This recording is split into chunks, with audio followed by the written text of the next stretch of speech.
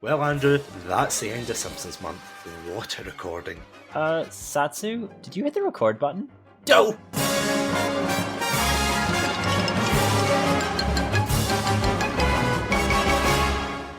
Hello everybody, and welcome to another episode of Satsunami. My name's Satsunami, and joining me today is none other than my contentious co-host himself, Andrew. Andrew, are you ready to do a character study with me? I'll do the recording for 50, I'll add jokes for 100, and I'll kill whoever you want me to for 500. No, the episode will just be fine, thank you. Alright, I'll throw in the killing for free. Nailed it.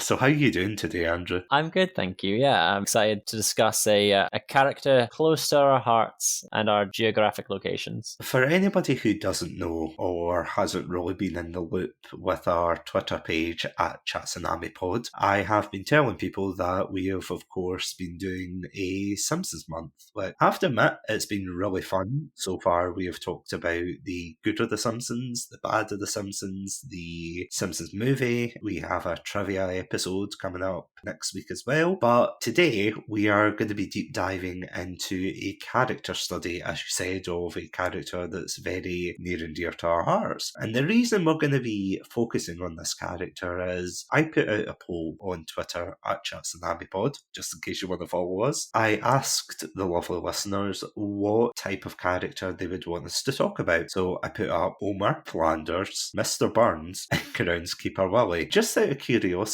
Andrew, can you guess what percentage of people wanted us to talk about Groundskeeper Willie? If I had to hazard a guess, I'd probably say 60% maybe. Surprisingly a little bit lower, but still pretty significant. Okay. He does seem to be a very popular character. I know our audience is also quite international, and so they might be more interested in hearing our takes on a Scottish character. Yeah, that's true, because it's quite a rare insight when you get these Simpsons podcasts, and, you know, usually they're American or, you know, you can get them from all over the world, but you don't usually hear the Scots talk very much about Groundskeeper Willie for reasons that we'll go into in this episode. But going back to the poll for a second, yeah, 43.2% of voters voted for Willie, 29% voted for Flanders, and would you believe it that Homer and Mr. Burns were tied at 13.5%?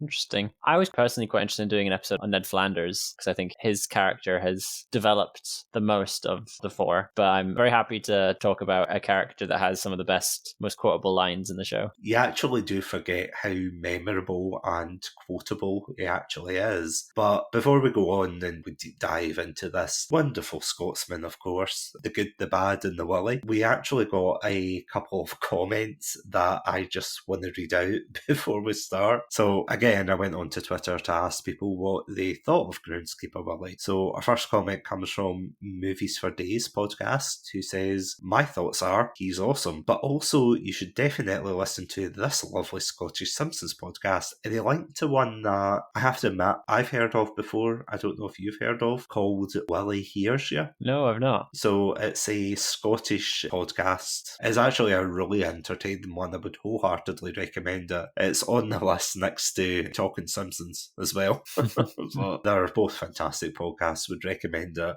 The comment that actually got me chuckling like an idiot was from another awesome podcast called Myth Monsters Podcast, who just put in capital letters, "Grease me up, woman." Okie dokie. Oh, I love that quote so much. It's just so random. But yeah, that was something we were talking about before we came on tonight. The fact that Willie is one of these characters that personally for me, I never really thought about him that much. I mean, I thought it was weird about the way he spoke and everything because, let's face it, it's an American doing a quote-unquote Scottish accent, and, you know, it's that very, very weird way they say it's very forced. Other than that, I never never really thought much about this character growing up. What about yourself? Did the fact he was Scottish, and I use that very loosely, did you really think about that much when you were growing up? Yeah, I mean, for sure. I mean, he was very much a connection in the show to my background coming from Scotland, especially when I was living in Singapore. Having a character that was sort of Scottish can then kind of point to that, being like, hey, yeah, all the Scottish jokes, that's where I'm from, sort of thing. So he got a lot of laughs out of me. I love just general kind of references to Scotland in the media, because they were either really bad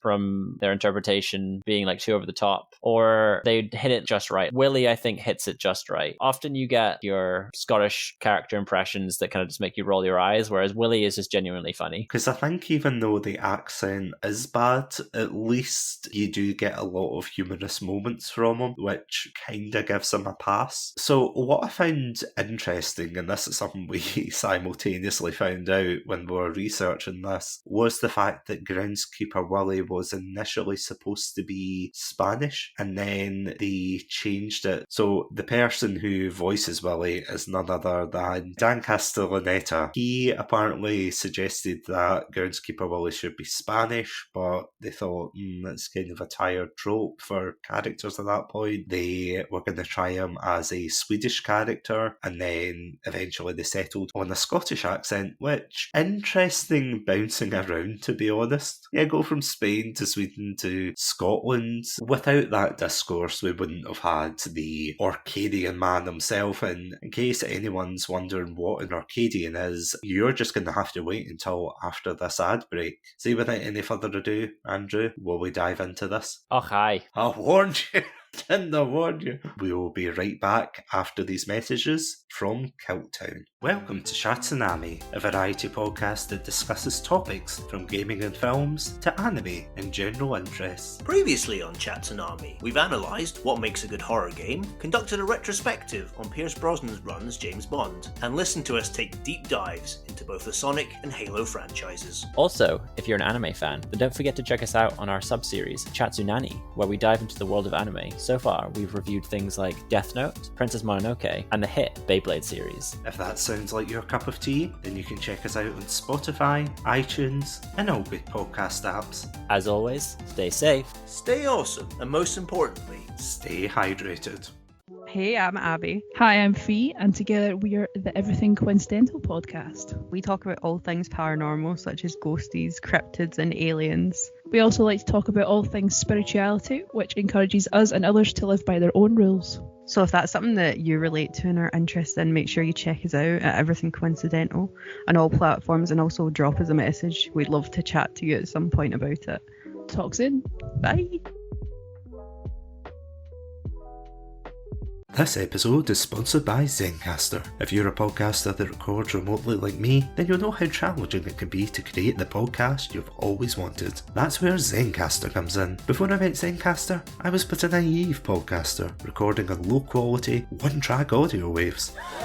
But with Zencastr, you can kiss those fears goodbye, as they provide crystal clear audio and HD video. Plus, with our all-in-one podcasting suite, recording with guests is extremely simple. From local recordings to post-production, Zencastr has it all. Go to zencastr.com/pricing and use my code CHATSUNAMI. You'll get 30% off your first 3 months of Zencastr Professional. I want you to have the same easy experience I do for all my podcasting and content needs. It's time to share your story. So, Andrew, let's talk about Groundskeeper Willie, because he is a fascinating character, isn't he? Maybe not in the same regard as Homer Simpson, Ned Flanders, or even Mr. Burns, as we established before, but he does have a sense of, I don't want to say mysticism, but intrigue is probably the better word. He's one of those interesting characters where his backstory is constantly changing and you're never quite sure what is real. The continuity also is constantly shifting with regards to Willie, because I mean, in the episode where they go to Scotland with Mr. Burns, Monty Can't Buy Me Love, I think. Yeah, so in that episode, they go to supposedly Willie's hometown, which is by Loch Ness. We see his parents, and we are introduced to the bar next to Loch Ness as a pinball machine that Willie claims he was conceived, born, and educated on. And so we are led to believe from that he is from roughly Inverness, coming from around Loch Ness. But we also hear him reference growing up in Glasgow. We hear him talk about coming from Kilt Town. And in one episode, which apparently is the definitive answer, he comes from Kirkwall in Orkney. So his backstory in terms of where he comes from is somewhat of a mystery. Like, it is constantly changing. His professions are often changing as well. He is Groundskeeper Willie, but we learned that he was at one point swim coach Willie, that he has been a greenskeeper of the golf course, which is not too different from the groundskeeper, and that his official name is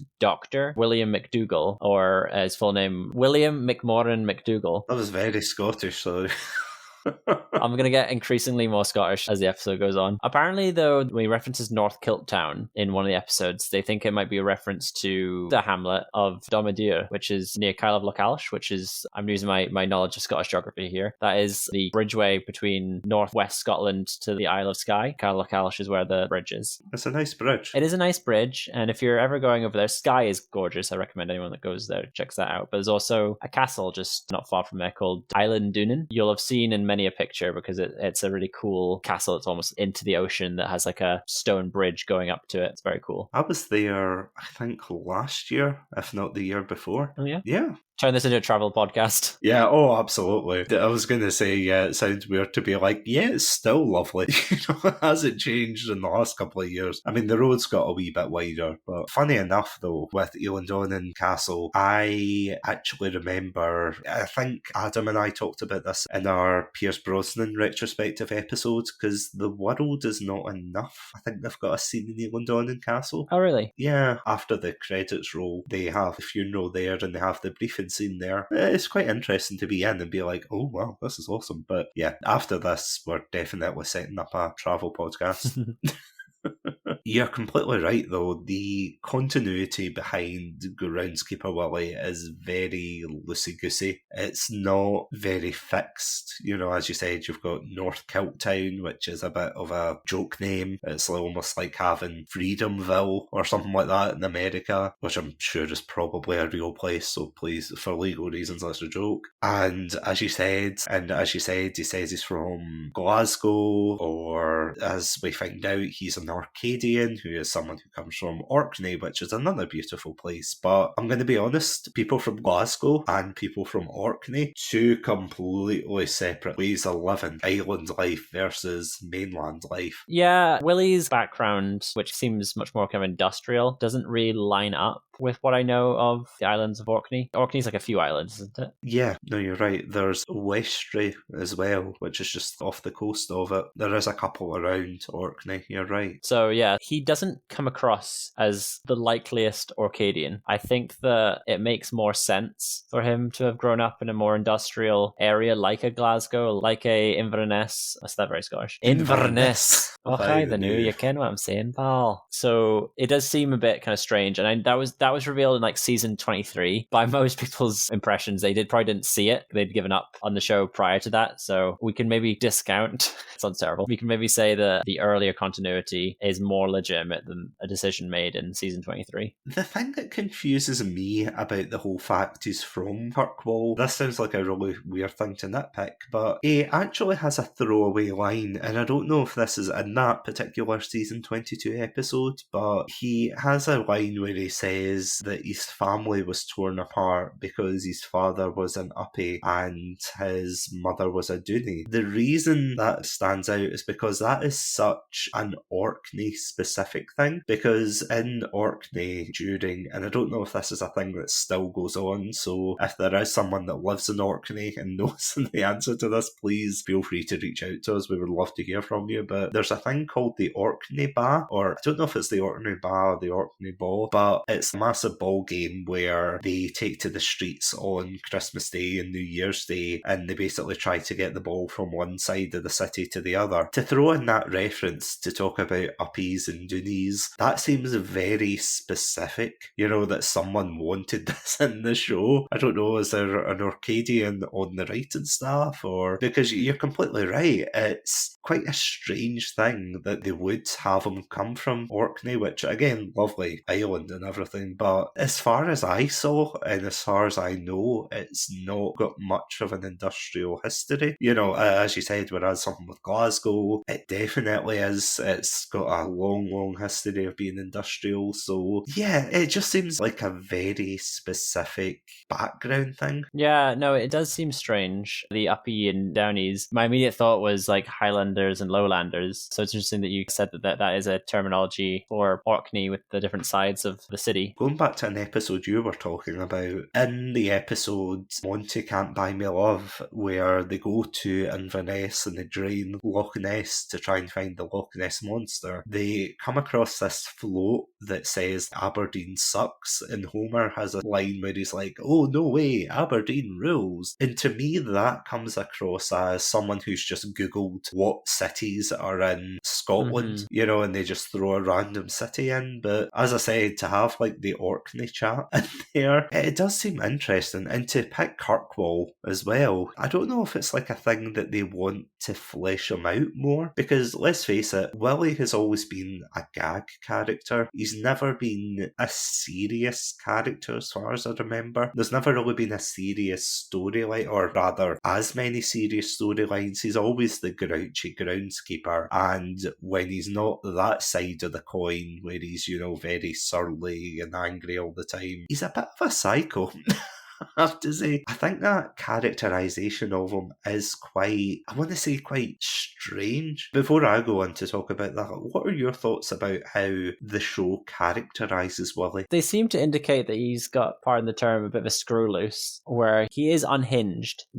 This person who, like, you think is just kind of a stereotypical Scotsman, but is really just like a really angry individual that hides behind that. And there's a reference in one episode that he's the spitting image of the Aberdeen Strangler, I think, sort of suggesting his more seedy past, that he's gone to such lengths. And they often use him in like Treehouse of Horrors as a much more antagonistic character. They make him the Freddy Krueger of one particular storyline, and I'm pretty sure there's been several others where he's been more villainous. Yeah, there's one in particular, the parody for Nightmare on Elm Street. Although they do portray him as the villain, that is actually a really funny episode, I have to say. You know, you've got the lousy smart weather, don't touch Willie, good advice, all of that. But there's another really horrible Treehouse of Horror episode where the Simpsons meet their old selves from the Tracy Ullman run, and long story short, they all end up getting killed by one another, and then they're all ghosts. And then Maggie shows up as a ghost, and they're like, well, wait a minute, how did Maggie die? And you see this horrible shot of Groundskeeper Willie with like a dead, presumably Maggie, over his shoulder with Bart and Lisa in tow, and then he runs away with them. So it's like, it's not the first time he's been portrayed as a villain, but there's kind of a weird fine line between portraying him as a villain but kind of being comical about it, to a joke that dark. I mean, there's even a joke, I don't know if it's a Treehouse of Horror or it's like a mainstream episode, but there's like one where he gets haunted by the ghost of like a boy that got impaled by a rake, and he says something like, oh, it was your smart mouth that got you into that situation. So I think it's kind of implied Willie's a bit of a murderer, as well as trying to murder Bart in, oh, what is that episode called? Girly Edition. Girly Edition, that's the one, thank you. I think Bart blows up, or he destroys Willie's shack, so he has to live in like a garbage heap, and then Lisa ends up leading Bart there unaware that Willie's going to kill him, and then she tries to stop him, and yeah, he ends up nearly killing Bart at that point. It's such like a weird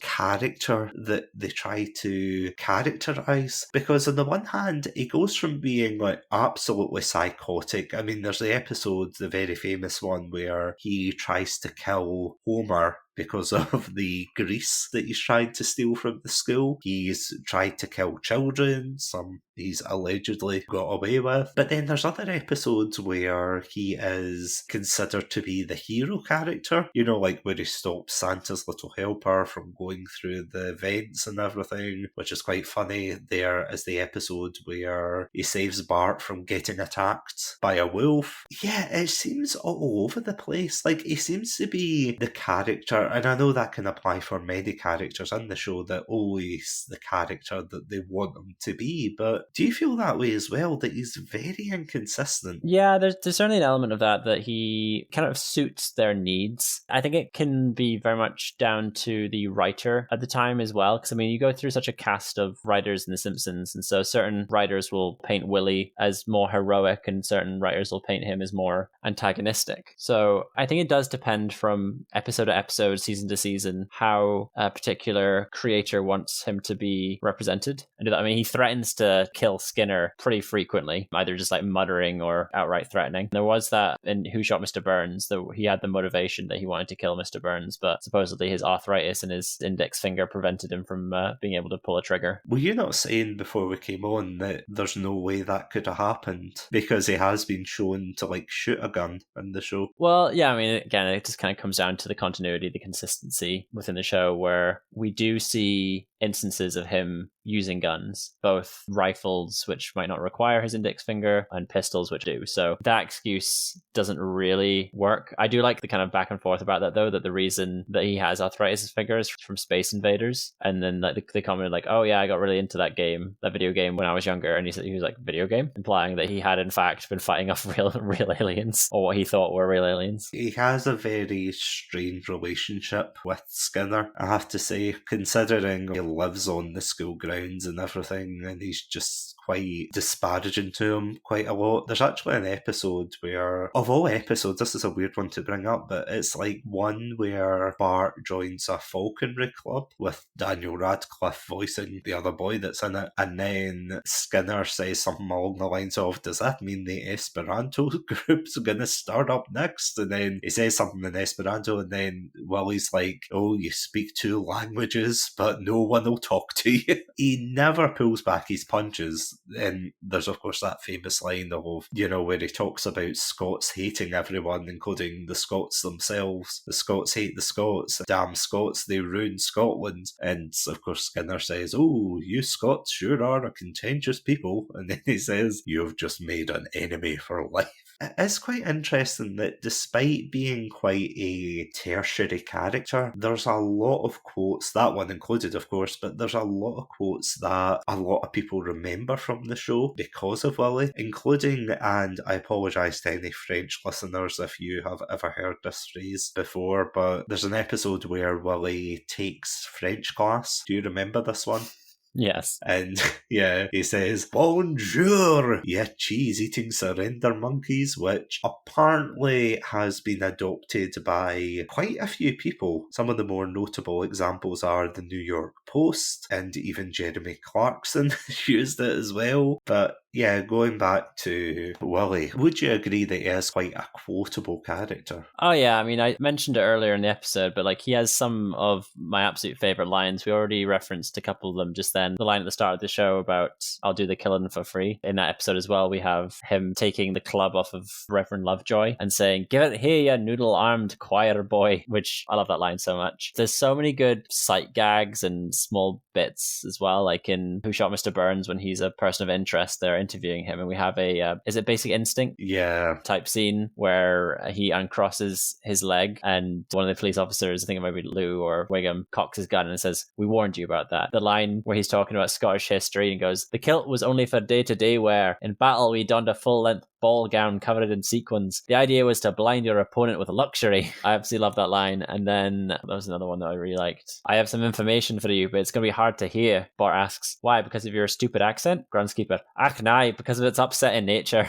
What I'm actually surprised at, right enough, thinking of those particular quotes, is the fact that he bounces so well off of other characters. So one of the ones that comes to mind is the Sherry Bobbins episode, where it's revealed that, I'm assuming because they don't have a Cockney character, that they just use Willie instead for the Dick Van Dyke character. And he says he used to date Sherry Bobbins. They were engaged, in fact. Yeah, until she got her eyesight back. And there's a line that after that I never really remembered until I rewatched it, and I thought that was hilarious, is when Sherry Bobbins turns around and says, it's good to see you, Willie. And she turns around shocked and goes, that's not what you said the first time you saw me. Yeah, it's because of the line previously where he says that all of a sudden the ugliest man in Glasgow wasn't good enough for you. Yeah, exactly. But yeah, he just works so well, not only on his own, but with other characters. And I do think that is quite a strength, because there are some characters on The Simpsons that they'll just appear, and they might get a little bit overbearing. I have to admit, the one that pops up on the top of my head is maybe Krusty, that on his own he has like a lot of funny lines and things, but sometimes when he has to interact with other characters, you're kind of like, oh, I don't know if that works, and it's a bit annoying. But with Groundskeeper Willie, it does feel as if he really meshes well into the cast. I think that is largely because Krusty gets so much screen time. Yeah. There are so many episodes dedicated to him. There's so many scenes where he's quite a prominent part of them, whereas Groundskeeper Willie is always the background character. There has been one episode, My Fair Laddie, that Willie has been the prominent character in. Other than that, he has not been a major character in an episode. He's always just off to the side, just kind of making a bit of a rebuttal, with a Statler and Waldorf-esque commentary character that occasionally pops in with lines. But yeah, he doesn't really get the screen time that so many others do. Again, like a Krusty, a Moe, I think even Barney Gumble often gets more episodes than he does, which is interesting. I don't know, maybe Dan Castellaneta doesn't like doing his voice as much. Maybe it's harder, because I know Dan is always keen to do episodes that he voices characters in. Like there's been, as I say, like Barney episodes. Dan loves a Barney episode. Dan loves a Krusty episode. He does all these ones with frequency, but there's just very little of Willie. Yeah, you do wonder if he just finds it maybe straining on the old vocal cords. There doesn't really seem to be many, obviously other than inside of Scotland, but there doesn't seem to be many cartoons or media outside of Scotland that really does justice to a Scottish accent. It always seems as if they are using the accent, like the very over-the-top Brigadoon type accent, to just be like, oh hi, do you understand me? It's played for laughs, it's not really played for sincerity, and I don't know how much sincerity you would get out of Willie if, you just played it completely straight. Do you feel as if the accent would detract from that? Yeah, I mean, he's such a comedic stereotype of a character. You can't really get much from him. Like even the solo episode that he had, the My Fair Laddie episode, which is full of quips about how bizarre him being in a non-groundskeeper setting is. And so what can you really do beyond that? I mean, it's the same reason why you don't get Luigi or Bumblebee Man to have their own episodes. You don't really get a Rainier Wolfcastle exclusive episode. These are very much stereotype accent characters that there isn't much beyond them. The only one that really steps out of that was Apu, but that has now been addressed as being a poor portrayal and a on hiatus character, if not retired. Yeah, it's quite interesting that The Simpsons has made quite and sorry, apologies, this is a side tangent. On our podcast? I know, surprising.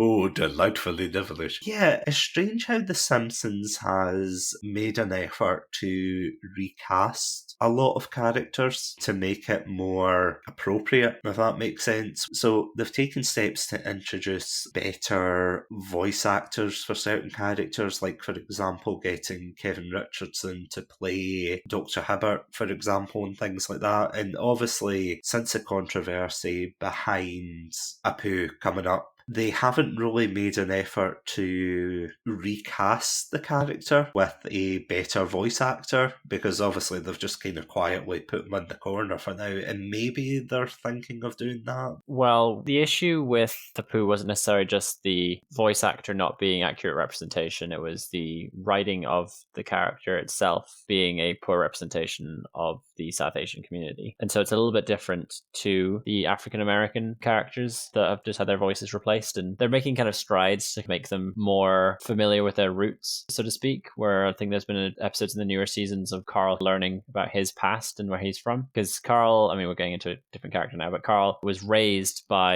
an Icelandic family, I think, but they'd adopted him where he used to be from a black cowboy. Like his ancestor was a black cowboy. But I have to admit, the reason I was thinking about that particular thing was and again, I won't get too deep into that again, but there was was a question proposed online when they were talking about certain characters like Apu and Dr. Hibber and Carol and things like that. And someone had asked, what do people, especially Scottish people, think of Groundskeeper Willie? And obviously that is a whole different kettle of fish. Groundskeeper Willie is just silly. He's like a caricature of a Scottish person. He's not offensive by any means, and it's no comparison at all compared to the situation we just talked about there. But it is interesting to see, though, how there are people thinking, oh my goodness, is this a character that is offensive? And especially Scottish people just kind of think Groundskeeper Willie is just a hilarious caricature of Scottish people, and it is quite nice in a way to see, even though, as I said, the accent is a bit OTT, obviously, but it is kind of interesting to see the references to Scotland, whether that be Kirkwall or Glasgow or whatever, I suppose compared to like his more negative traits, which seem to be popping up a lot. But at the end of the day, as you said, it is very much dependent on who's writing them, because as we said before, there were a lot of Treehouse of Horror episodes where he was portrayed as like a very villainous character, very violent. But then there's that Treehouse of Horror episode, like the Shinning one, the Toaster time travel one, where he's trying to help the Simpsons and he keeps getting killed off constantly. He's a very extra representation or extra stereotype of Scottish people. Internationally, that is the face of Scotland. That a lot of people who have not seen other Scottish media, Scotland to them is Sean Connery and Groundskeeper Willie and Shrek. Don't get me started.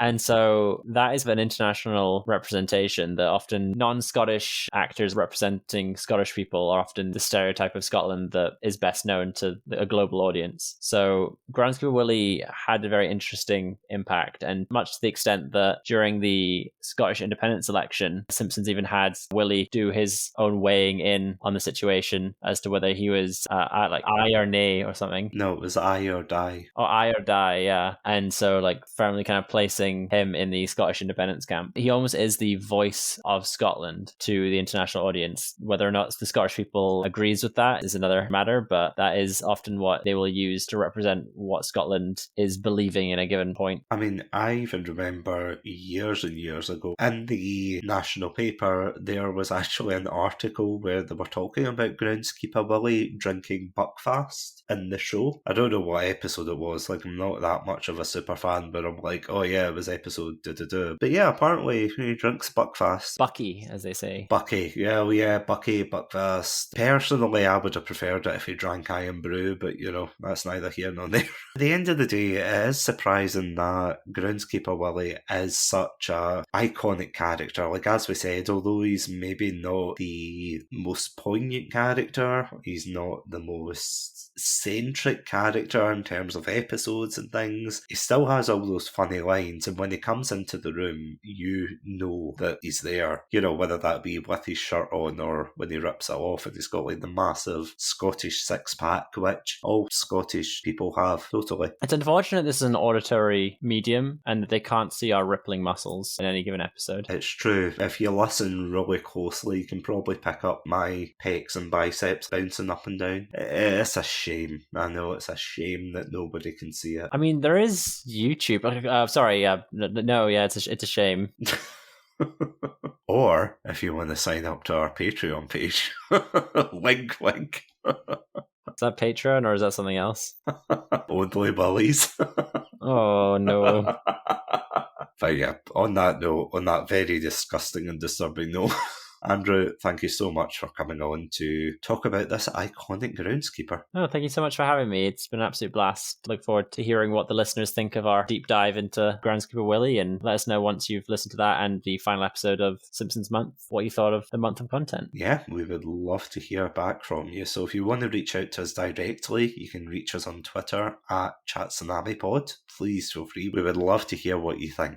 On that note, this is indeed, as you said, the penultimate episode. And next week we are of course going to be recording our final episode of Simpsons Month, where I'm going to be testing Andrew on his knowledge of the Simpsons. So Andrew, are you ready for that?